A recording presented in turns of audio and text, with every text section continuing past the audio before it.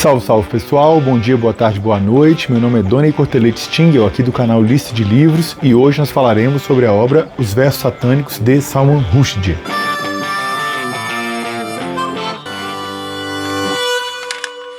Bem, o Salman Rushdie é um escritor indiano. Ele nasceu na parte, vamos dizer, muçulmana da Índia. Isso é um pouquinho interessante porque a Índia tinha um grande contingente populacional de muçulmanos. Entretanto, alguns anos atrás houve uma série de conflitos muito sangrentos que resultaram na divisão, entre Índia e Paquistão. Então a maior parte dos muçulmanos migrou para o território que hoje é o Paquistão e a maior parte de hindus permaneceu onde é a Índia. Então, assim, existem hindus no Paquistão, existe, mas é uma quantidade bem pequena, apenas cerca de 2% da população, e a quantidade de muçulmanos na Índia já é um pouco maior, ela é de cerca de 15% da população, da qual o Salman Rushdie fez parte, ele é de uma família muçulmana. Aliás, uma coisa curiosa é que a Índia tem a maior população do mundo hoje, está num crescente assim, bastante até assustador, de modo que, mesmo tendo cerca de 15% da sua população composta de muçulmanos, é provável que em torno do ano de 2050 ela se torne o país com a maior quantidade de muçulmanos do mundo, tamanha magnitude da sua população. E esse livro acabou ganhando grande repercussão, muito menos até por conta da história, da qualidade da escrita em si, que existe, e mais porque ele recebeu uma condenação, o escritor, o Salman Rushdie, ele recebeu uma condenação, uma fátua, da parte do líder religioso do Irã, o Ayatollah Khomeini. Esse livro é de 1988, e em 1989 o Ayatollah Khomeini deu um fato, uma espécie de determinação jurídica islâmica, condenando o escritor, Salman Rushdie, à morte por blasfêmia, por heresia, como se a gente estivesse assim no meio da Idade Média ainda, sabe? Uma coisa assim muito triste, muito ruim, é uma grande pena. Depois a gente vai tratar o aspecto teológico disso, como é absolutamente equivocado assim, Nós vamos explicar assim só um pouquinho disso, como repercutiu agora na vida do autor, mas mais pro final do vídeo a gente faz um balanço teológico do imenso equívoco que foi esse tipo de condenação feita por parte de lideranças religiosas islâmicas. E é interessante notar que essas perseguições não vieram só propriamente do líder, do Ayatollah Khomeini. Uma série de protestos pedindo a morte, pedindo a execução do Salman Rushdie aconteceram. Você encontra vários aí ao longo do tempo, inclusive quando depois ele foi eleito o cavaleiro lá do Império Britânico, mais e mais protestos. O Ayatollah Khomeini decretou a morte dele. Aí houve um tempo que o regime do Irã teve vamos dizer assim, ventos mais liberais. Aí ele disse, a gente não pode revogar esse decreto, mas a gente também não está com a ideia de executá-lo, porque o Salman Rushdie teve que viver escondido, ele teve que adotar um nome secreto, mudou de identidade, ele não podia participar de nenhum tipo de evento, a vida ficou completamente, vamos dizer assim, escondida, camuflada. O nome que o serviço secreto britânico escolheu para ele com essa nova identidade foi Joseph Anton, que ele até escreveu um livro chamado Joseph Anton, tem também, daqui a pouquinho vai aparecer aqui no canal. Mas o fato é que as perseguições nunca acabaram, O sucessor do Ayatollah Khomeini, que se chama Ali Khamenei, ele reiterou a sentença de morte dada ao Salman Rushdie em 2008 e depois algumas vezes via Twitter, nos anos de 2017 e 2019. Curiosamente, escreveu isso, reiterou a sentença de morte no Twitter, que é proibido no Irã, Não que eu tenha absolutamente nenhum tipo de apreço por essas grandes Big Techs, mas você defender que exista uma Big Tech nacional, porque o interesse estratégico do país não pode ser facultado a uma empresa estrangeira, concordo plenamente. Então, concordo que as Big Techs deveriam ser nacionais. Agora, você proibir a existência dela no seu país e ficar escrevendo nela, como fazem as lideranças religiosas iranianas, é de uma hipocrisia arrematada, E aí já fica claro com quem que a gente está lidando. E o que aconteceu foi que ele viveu, por conseguinte, muitos e muitos anos escondido, sem poder participar de eventos e tal. Uma vida vira um inferno, Você se torna um pária social. E ele tinha todo motivo para ter receio, Porque ele recebeu essa condenação à morte. O tradutor para o italiano, porque a condenação se dava até para quem divulgasse a obra, para quem traduzisse, editasse. Então o tradutor dessa obra para o japonês foi assassinado, o tradutor para o italiano e o editor norueguês sofreram atentados às suas vidas e conseguiram escapar, mas por pouco. Então, assim, todo esse receio, ele era, vamos dizer assim, coerente, válido, tinha motivo de ser, porque havia de fato fundamentalistas islâmicos querendo a cabeça dele, mas em certo momento o Irã falou o seguinte, olha, a gente discorda muito e tal do que ele fez, etc, mas a gente não vai correr atrás de executar a sentença, A gente vai, deixar para lá, vai deixar caducar, como se fosse isso, Não vamos procurar executá-la. Então o Salman Rushdie voltou a ter uma vida um pouquinho mais comum e tal, e aí que ele pôde escrever esses livros, como Joseph Anton e tal. Entretanto, alguns anos atrás, ele estava se preparando para dar uma palestra, e aí um fundamentalista islâmico foi lá e deu várias facadas nele, na cabeça, no corpo. Inclusive, uma dessas facadas cegou um dos olhos dele, ele quase morreu, ficou ali entre a vida e a morte mesmo, conseguiu se recuperar. Isso rememora como é que é difícil a questão da liberdade de expressão E é um tema, aliás, candente, muito utilizado de maneira absolutamente precária nos dias de hoje por diversos movimentos neofascistas, né, que confundem liberdade de expressão com a liberdade de praticar crimes, né? Ou seja, a liberdade de você poder vilipendiar uma pessoa, acusar aquilo que ela não fez, injuriá-la, caluniá-la, de poder arquitetar diversos tipos de movimentos golpistas, fazer tudo sob a égide da liberdade de expressão. Isso não é liberdade de expressão. Liberdade de expressão é aquilo que faltou aqui ao Salman Rushdie, que só fez defender uma ideia e foi pelos opositores dela atacados. Reitero que no final do vídeo eu vou fazer um debate um pouquinho mais aprofundado sobre isso. De toda sorte, assim, há vários vídeos que a gente pode observar pessoas protestando, pedindo a morte do Salman Rushdie. Não só as lideranças, não, pessoas do povo mesmo. Então você vê, assim, como é que é triste, sabe? Como é que é conspurcado, como é que é uma coisa insólita, muito, sabe, macambúzia você observar como uma religião que, aliás, o Islã tanto benefício trouxe à história da humanidade. Se hoje a gente consegue ler Platão, se hoje a gente consegue ler Aristóteles, foi porque os livros desses grandes filósofos foram traduzidos para o árabe e eles resistiram, vamos dizer assim, porque na própria Europa essas cópias todas se perderam e depois elas foram vertidas novamente para línguas europeias e por fim se espalharam no mundo. Você vê uma religião que tanto trouxe coisas positivas para a humanidade, quando ela é manietada por líderes intolerantes, agressivos, inconsequentes, você vê como é que as consequências são extremamente danosas. E o pior de tudo, né? Acabam queimando o filme de um monte, uma imensidão de muçulmanos que são pessoas pacíficas, que são pessoas tolerantes, que são pessoas de bem, que são pessoas que estão apenas vivenciando suas vidas cotidianas, que acreditam no seu Deus, que têm a sua religião e que não querem ficar matando, que não querem praticar nenhum tipo de atentado terrorista, não querem praticar nenhum tipo, sabe, de ato fundamentalista qualquer. É uma pena, né? Porque desde os atentados das Torres Gêmeas e passando por ataques como o do Charles Hebdo, essa condenação à morte aqui do Salman Rushdie,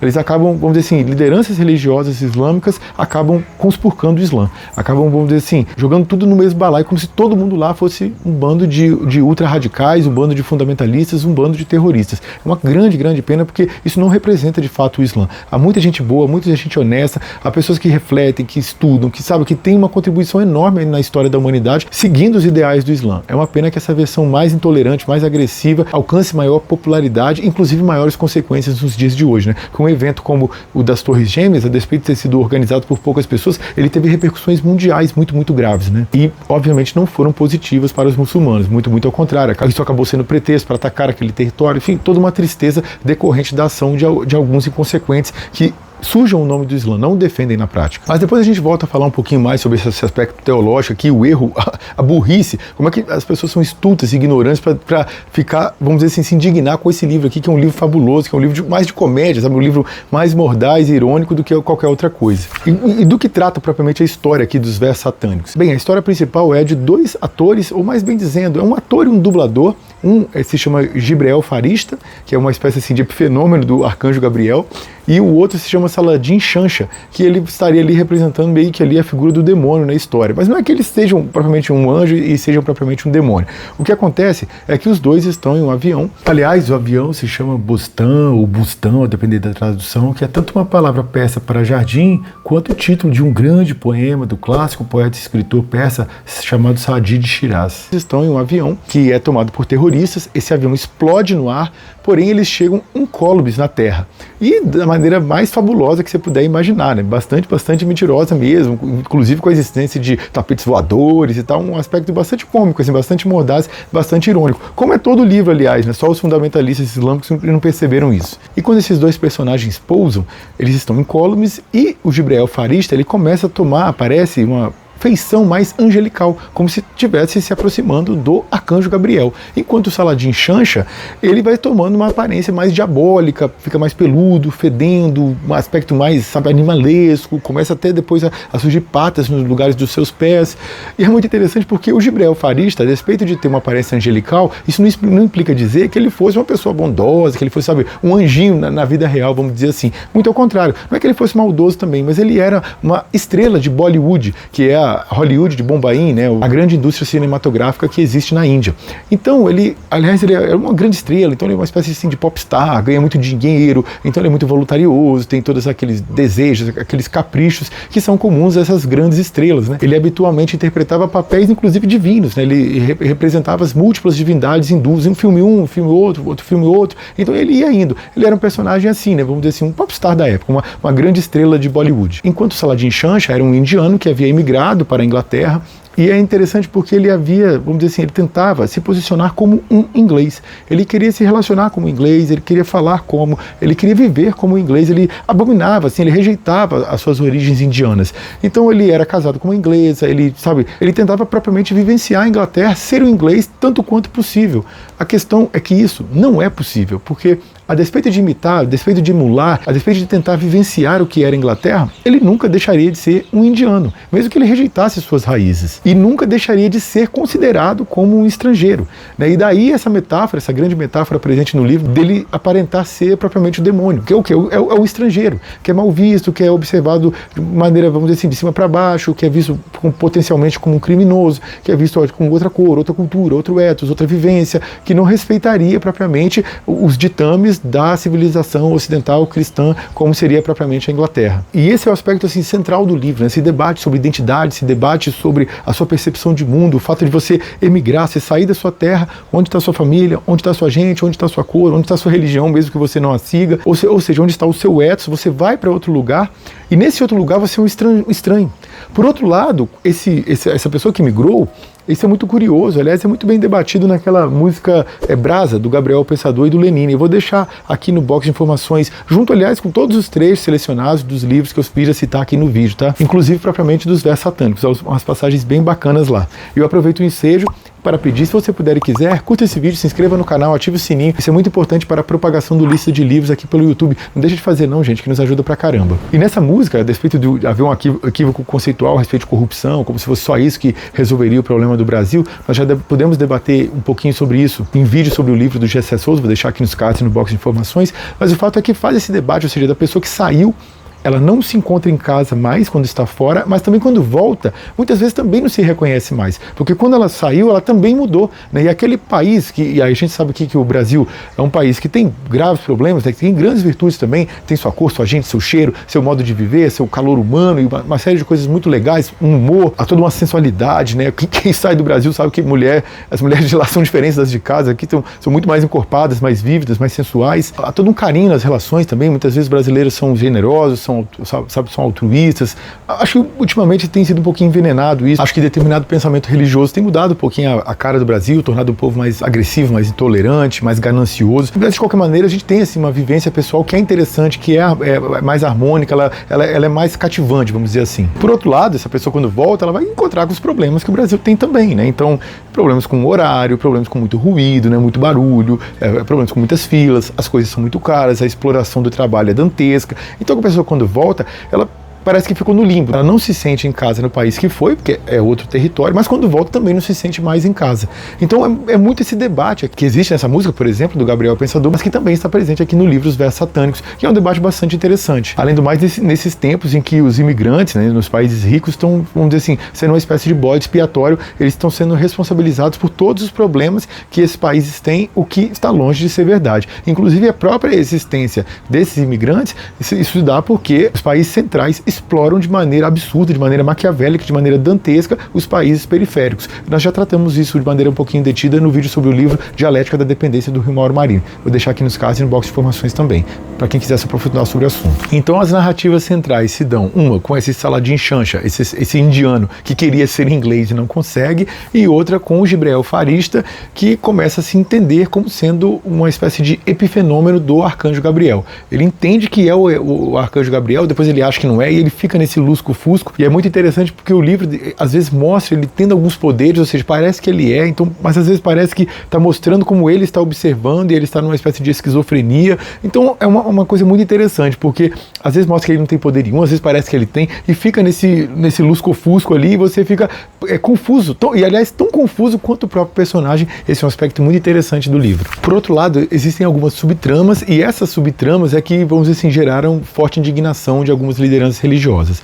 Uma subtrama, essa por si nem tão polêmica, se dá com uma camponesa chamada Ayesha, que recebe algumas, ou supostamente recebe algumas visões do arcanjo Gabriel, e ela consegue congregar a sua comunidade para levá-lo a uma peregrinação a Meca, que vai ter consequências bastante dramáticas, aliás. E isso remete, aliás, a acontecimentos que se deram lá na década de 80 bastante catastróficos. Com efeito, toda essa passagem é um conjunto de referências, sabe? Desde o relato do Êxodo, passando pelo flautista de Hamelin, o tema Sufi da imolação da mariposa, etc, etc. Aliás, todo o livro, assim, né? Quando o Saladin Chancha está no bairro, parece que a população fica mais indignada, mais agressiva e tal, e aí o autor está fazendo uma paródia ali, aliás, todo o livro é uma paródia, né? Ele está retratando ataques que a polícia inglesa fez de maneira bastante injusta e cruel, ora contra imigrantes, ora contra membros da comunidade negra lá na própria Inglaterra. Então esses eventos políticos que aconteceram na década de 80, políticos e religiosos, aliás, são reportados aqui no livro de maneira metafórica. É interessante que essa Yesha, né, essa espécie de profetisa ali, que está recebendo visões do arcanjo Gabriel,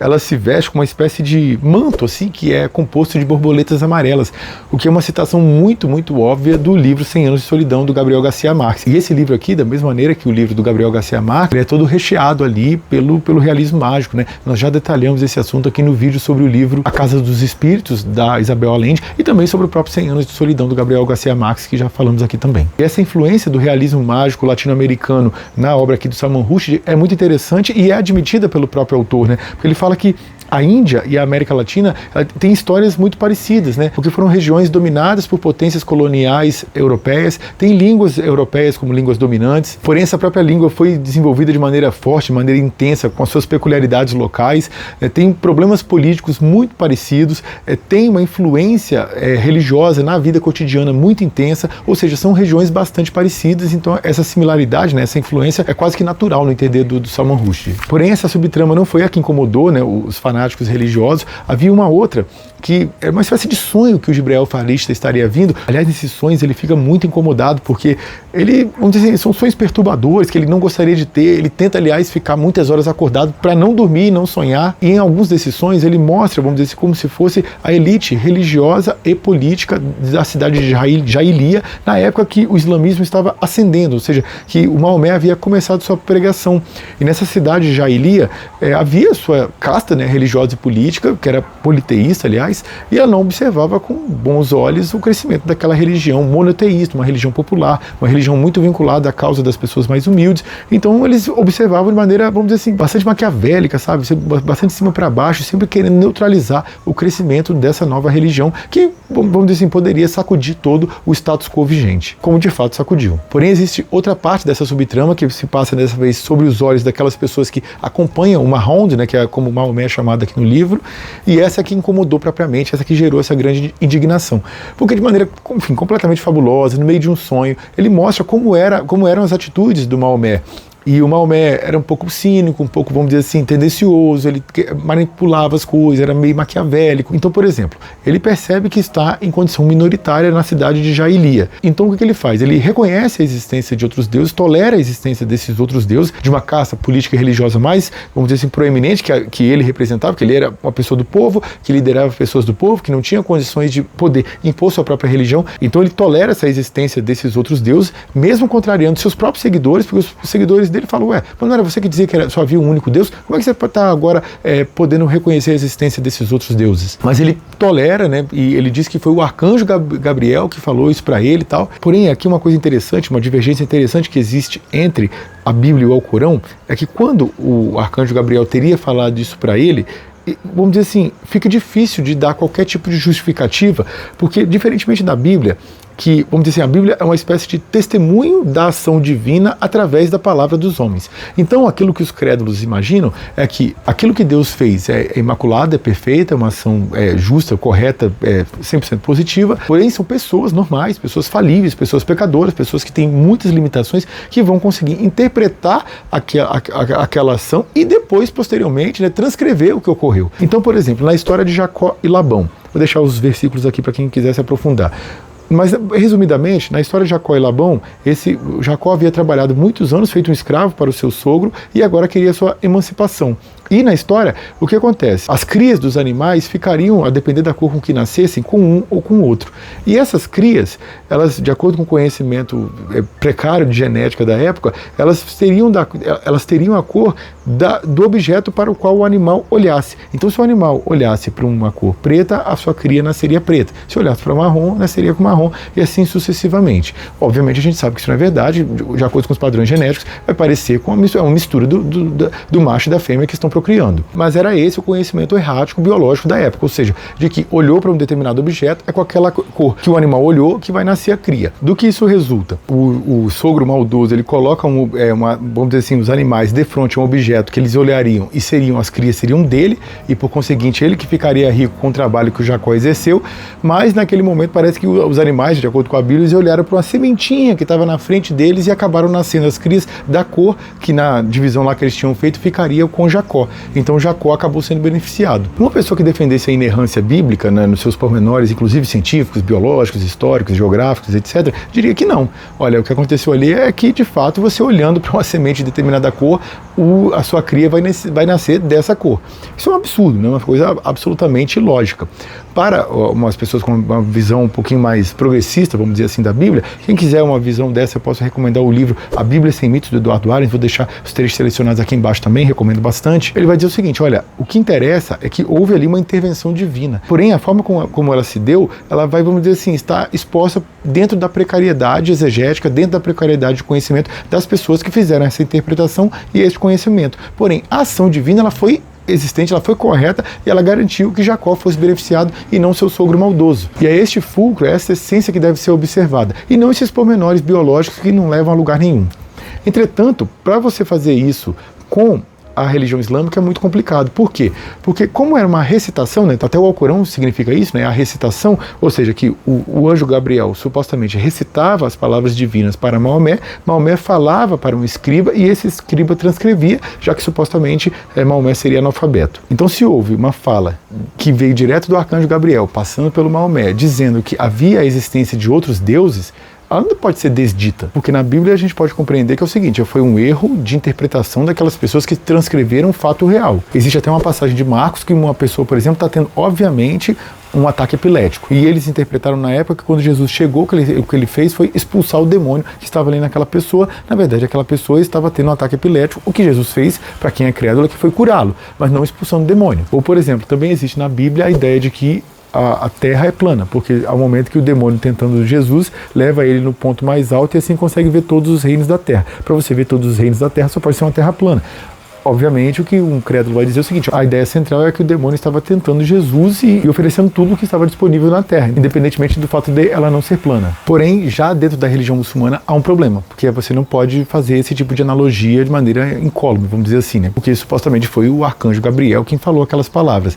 E aí, como os muçulmanos, como o próprio Maomé, vamos dizer assim, conseguiu sair dessa encalacrada, quando ele conseguiu, se aproveitando, quando ele era a religião minoritária, ele tolerava a existência dos politeístas. Quando ele se tornou maioria, ele proibiu os politeístas e passou a impor, dizendo que só havia um Deus vivo existente, que eles chamam de Alá. E aí, como ele conseguiu, vamos dizer assim, defender o erro que ele tinha cometido? Ele diz o seguinte, que aquelas palavras não haviam sido ditas pelo arcanjo Gabriel, e sim pelo demônio, e que aqueles eram, por conseguinte, versos satânicos. Daí o nome aqui do livro, né, que ele conta um pouquinho dessa passagem. E aliás é interessante, né, fazendo aqui uma parte teológica, é porque na Bíblia também existe uma passagem enoteísta como essa, ou seja, na qual você reconhece a existência de outros deuses, mas põe o seu como o maior, né? Isso está em Êxodos, em capítulo 18, versículo 11. Isso é muito curioso, porque muitos cristãos e judeus ignoram esse versículo, né? Tentam fingir que ele não está lá. Mas como eu li a Bíblia 3 vezes na integralidade, né? 3 Bíblias diferentes, a mim não escapou incólume não. Eu percebi quando eu estava lendo, aqui reconhece a existência de outros deuses. Aí depois há outras passagens que vão dizer que só existe um único Deus vivo, verdadeiro e tal. E reitero, né? Para aquelas pessoas que são crédulas, elas vão compreender o quê? Que esse reconhecimento, essa evolução, ela se deu por conta do maior estudo, maior entendimento daquilo que a palavra revelada efetivamente prega, efetivamente exerce, efetivamente quer dizer. dizer. Coisa que já é um pouquinho mais difícil de identificar aqui dentro do islamismo. É preciso destacar que grandes historiadores árabes antigos, tais como Waqidi, Ibn Sa'd, Al-Tabari, referendo que isto aconteceu, essa história dos versos satânicos, né, que Maomé teria aceitado 3 divindades locais, né, chamadas Aulat, Al-Uzza e Manat, como uma espécie assim de seres intercessores, né, como anjos ou filhas de Alá, e depois teria voltado atrás. Porém, né, a gente tem que afirmar o seguinte, que estudiosos posteriores do Alcorão contestam estes fatos, né, dizem que isso não aconteceu, ou seja, isso não é consensual, essa história dos versos satânicos, muito ao contrário. E existem outras passagens também que acabam provocando, porque mostra Maomé ali, vamos dizer assim, um sujeito um tanto quanto tortuoso, fazendo com que os interesses de Deus, curiosamente, convirjam com os interesses dele mesmo. Então, até tem uma esposa lá do Maomé, que supostamente rebateria com ele, sempre o arcanjo Gabriel fala aquilo que você bem gostaria que ele falasse, né? Então, por exemplo, ele pode ter várias esposas, que coisa, né? O arcanjo veio para falar que eu posso ter várias esposas, mas não veio para falar que as esposas podem ter vários maridos, né? Então, fica uma coisa assim muito conveniente, né? Obviamente isso aqui é uma paródia, o autor está só provocando, ele está fazendo nenhum tipo de livro de não ficção. Entretanto, é fato que há várias acepções religiosas que têm esse conúbio bastante inconveniente, né? Ou seja, aquilo que supostamente Deus desejaria é aquilo que beneficiaria o líder religioso que está defendendo a ideia, né? Então ele vai dizer, não, vocês têm que fazer propósito, vocês têm que pagar o dízimo, 10% do seu salário. Então o ser onisciente, o ser onipresente, o ser eterno, o ser capaz de todas as coisas, precisa do seu dinheiro. Olha que coisa curiosa, né? E quem seria o beneficiário direto desse depósito? Justamente ele, o líder religioso que está interpretando essa palavra divina. É uma coincidência notável, né? Muito irônica, aliás. E existe outra passagem aqui que irritou bastante também os fanáticos religiosos muçulmanos, que esse, vamos dizer, escriba, no livro aqui, um personagem completamente fabuloso, reitero, né? Mas ele alteraria aquilo que o Maomé escreveria, né? Porque ele percebe que o Maomé não está, vamos dizer assim, agindo de maneira tão coerente assim, né? E aí ele primeiro começa a trocar uma palavra por outra e tal, e aí quando ele escrevia, depois o Maomé conferiria aquilo que ele fala, né? Ele lia o que ele tinha escrito, ou transcrito, mais bem dizendo, e aí o Maomé não percebia, até que um dia ele foi mudando as coisas, até que no final ele mudou tudo que o Maomé ditou, ele escreveu o contrário e depois passou a ser um perseguido pela religião muçulmana vigente à época. Mas tudo isso dito de maneira muito fabulosa. E aqui que eu gostaria de fazer aquele debate um pouquinho mais aprofundado que eu citei aqui no início do vídeo. Porque essa visão, assim, de você tentar, através de um livro de ficção, você vai ficar indignado porque ele está defendendo uma visão religiosa. Isso é muito estranho, sabe? Isso é muito torpe, isso é muito equivocado. Porque se você for tentar defender uma ideia da existência de Deus, ou tentar defender a ideia da não existência de Deus, eu acho que isso é mais coerente em um livro de não ficção. Porque aquilo que está aqui em Os Versos Satânicos é uma paródia, uma comédia. Isso não é nada diferente daquilo que o José Saramago fez com o Evangelho segundo Jesus Cristo ou Caim. 2 livros que também são paródias, né? Não tem nada de realidade, né? Mesmo nas críticas ácidas, duras que ele faz, mas é um livro de ficção, né? Então quando lá o personagem do Evangelho segundo Jesus Cristo, né, quando estaria Jesus na cruz, né, e ele fala para as pessoas, homens, perdoai-lhe, ele não sabe o que fez. Ou seja, existe toda uma carga dramática e tudo, uma crítica envolvida, mas qualquer pessoa sabe, né, que tem cérebro sabe que aquilo não é verdade, né? Aquilo é apenas uma visão ficcional que o autor fez da mesma maneira que Salman Rushdie fez também. Aliás, o Evangelho segundo Jesus Cristo é um livro que me impactou muito, que eu vou reler, eu completei 40 anos recentemente, estou relendo meus livros de ficção que eu li antes da criação do blog Lista de Livros, e Os Versos Satânicos isso aconteceu mesmo. Eu li esse livro no ano de 2004, né? Ou seja, cerca de 20 anos atrás, é uma releitura que eu estou fazendo. E assim, levar a sério, assim, se impactar, deixar-se ficar indignado por um livro de ficção que não tem nada, sabe, baseado propriamente em fatos reais. Como é que você se irrita com isso? Entendeu? Como é que você se irrita com um livro que tem até tapete voador? Cara, precisa ser muito estúpido, muito ignorante, sabe, muito burro mesmo. Parece que ao invés de você ficar chateado, por exemplo, quando uma pessoa defende seriamente a não existência de Deus, que eu acho que é isso, vamos dizer assim, isso não te dá margem para ser agressivo, para ser intolerante, para atacar ninguém. Mas se você fosse ficar mais, vamos dizer assim, disposto a um debate intelectual, seria para esses tipos de livros. E existem, assim, os mais variados livros que defendem a não existência de Deus. Vou deixar trechos selecionados de vários aqui embaixo para quem interessar possa. Por exemplo, O Mundo Assombrado pelos Demônios, do Carl Sagan. Por exemplo, Genealogia da Moral, do Friedrich Nietzsche. Aliás, Nietzsche tem vários livros livro, né? Sempre atacando a ideia da existência de Deus. Posso citar O Deus e o Estado, do Mikhail Bakunin. Posso citar O Sistema das Contradições Econômicas, ou Filosofia da Miséria, do Pierre-Joseph Proudhon. Isso também é sua resposta, né? A Miséria da Filosofia, do Karl Marx. Posso citar o Crítica da Filosofia do Direito de Hegel, do Karl Marx, quando ele bate ali na religião, que até onde fala que a religião é o ópio do povo. É uma passagem muito bonita, muito bem escrita mesmo, muito talentosa. Mas também deixo vários trechos selecionados aqui de livros que defendem a existência de Deus, né? Por exemplo, livros de Leonardo Boff, livros de João Batista Libânio, livros de Joseph Ratzinger, livros que debatem propriamente a própria existência de Deus, por exemplo, de Santo Anselmo de Cantuária, o ensaio acerca do entendimento humano, do John Locke. Ele fala ali umas coisas sobre matéria cogitativa, não cogitativa, muito interessantes. Os próprios trechos da Bíblia em si, deixo também trechos selecionados aqui, são trechos bem bacanas. Deixo trechos selecionados também da Suma Teológica do São Tomás de Aquino, que para mim ali, né, no primeiro volume, né, é a argumentação mais brilhante, mais bem escrita na defesa da existência de Deus. Ou seja, como é que se prova racionalmente a existência de Deus. Ele faz lá suas 5 teses, né, muito interessantes, muito bem articuladas. Supostamente, né, quem é aluno de filosofia já com certeza vai ter estudado isso, que na Crítica da Razão Pura, o Immanuel Kant teria respondido ao Tomás de Aquino, né, o próprio Kant acreditava tê-lo feito. Muitas pessoas que reiteram essa fala de maneira um tanto quanto anódina, né, mas a resposta do Kant é bem fraquinha, viu? Não colou, não. Ele não conseguiu dar uma resposta à altura ao São Tomás de Aquino, não. Então, assim, isso é um debate aberto. As pessoas que acreditam, as pessoas que creem, as pessoas que não creem, as pessoas estão aí aptas no debate público a defender a existência, a defender a não existência. É normal, é do jogo. Então você vai ficar chateado, vai ficar indignado, vai achar que uma pessoa tem que ser morta porque uma pessoa acredita ou não acredita na existência de Deus. Isso é um negócio patético, né? Isso é uma coisa absolutamente abominável, né? E além do mais, vai se achar ultrajado porque uma pessoa fez um relato ficcional. Isso que mais me mata, um relato ficcional, vamos dizer assim, brincalhão, um relato mordaz, irônico sobre Maomé. Mas é mentira aquilo que ele escreveu, não tem nada de verdade, é só uma crítica, mas é uma crítica fabulosa. É um livro que tem, como disse, até tapete voador. Calma aí, meu amigo, como é que você consegue ser tão ignorante, tão estulto assim? Tem a mínima capacidade de dialogar com o diferente, com aquilo que você não concorda. É demais, sabe? É um negócio assim, absurdo. E esse debate todo, essa polêmica toda, acaba até escondendo qual é o fulcro do livro, que nem é essa crítica à religião. O grande fulcro do livro, de fato, é um debate sobre identidade, sobre pertencimento, sobre suas raízes, sobre a questão dos imigrantes, sobre preconceito, sobre violência policial, e também se fala sobre religião. É um dos múltiplos assuntos com os quais ele faz uma crítica, mas é um assunto no meio, não é sequer o assunto nuclear do livro. É interessante que ele faz muitas citações aqui no livro, tanto da Bíblia, quanto de versículos da Bíblia, né, quanto de ayat do Alcorão, né. Eu vou citar, por exemplo, uma passagem aqui. Estava à procura de alguém em quem colocar a culpa. Ele também sonhava, e em seu sonho, uma forma, um rosto, flutuava sempre mais perto, ainda fantasmagórico, indistinto, mas um dia desses ia ser capaz de pronunciar seu nome. Eu sou o que sou, admitiu. E quando ele fala eu sou o que sou, é uma das traduções possíveis de Êxodo, capítulo 3, versículo 14. Aliás, essa nem é a minha tradução favorita, né? Existe, acho que na Bíblia de Jerusalém, que eles falam eu sou aquele que é. Isso é muito interessante, né? Que é quando Deus tenta se descrever e ocorre aqui uma espécie de colapso da linguagem, né? Uma espécie de limite. Ou seja, quando tenta se descrever, não é nem possível. Chegou na metalinguagem, né? Não há palavra possível para descrever aquilo que Deus é. Nem o próprio Deus consegue descrevê-lo, porque a linguagem, ela chega a um limite, ela chega a algo intransponível, né? É um versículo, inclusive, bastante bonito. Uma outra coisa que eu gostaria de destacar é sobre a edição. Só existe agora essa aqui em companhia de bolso, né? Ou seja, com aquelas letrinhas meio pequenininhas. Eu preferia a versão original.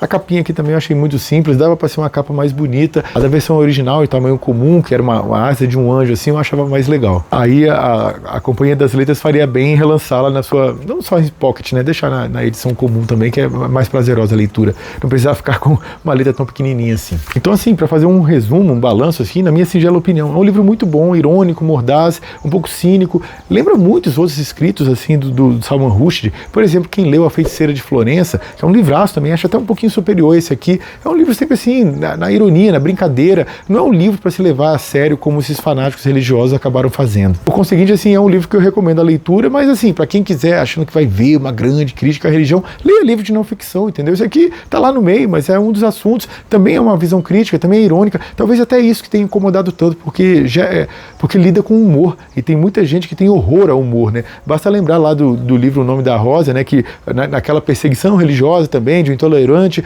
religioso também, fanático religioso também, do que ele tem desprezo, do que ele quer matar as pessoas que vão ler um livro do Aristóteles que trata do riso, né? Esses fanáticos religiosos, uma coisa muito incômoda, né? Porque eles gostam do ódio, da intolerância, da agressividade e não do humor, da leveza, da fluidez, vamos dizer assim. Mas naturalmente o que eu pus aqui no meu balanço foi apenas a minha singela opinião e eu gostaria de saber a sua. Você conhece o livro Os Versos Satânicos do Salman Rushdie? Conhece algum outro livro do autor? Ouviu falar da polêmica que se abateu sobre ele, das consequências lesivas e macabras que se abateram sobre ele? Comente à vontade aqui embaixo. É isso, um forte abraço, beijo no coração e até a próxima. Tchau, valeu!